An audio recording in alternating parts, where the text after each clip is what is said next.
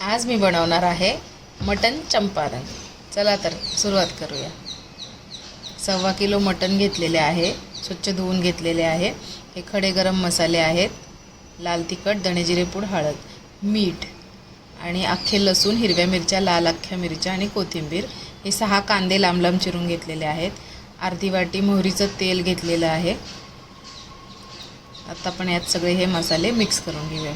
चवीप्रमाणे मीठ घालूया आणि आता आपण यामध्ये लाल तिखट, हळद आणि धणे जिरे पूड घालूया।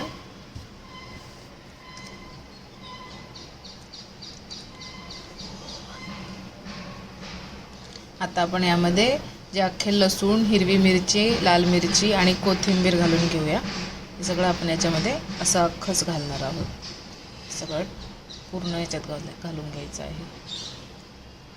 यामध्ये आता आपण आलं लसूणची पेस्ट केलेली आहे ती घालूया। 2 टेबलस्पून आलं लसूणची पेस्ट आपण यामध्ये घालणार आहोत।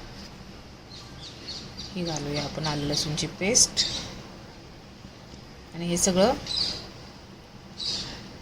तेल गरम करून घेऊया आपण। हे तेल जाळून घ्यायचं आहे मोहरीचं, ह्याचा कडवटपणा सगळा जाण्यासाठी।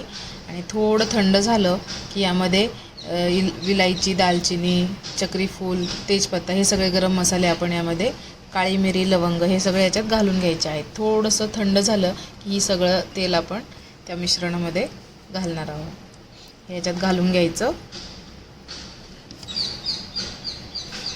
आणि आता आपण यामध्ये जे चिरलेले कांदे आहेत लांब लांब, ते 6 कांदे याच्यामध्ये असेच घालणार आहोत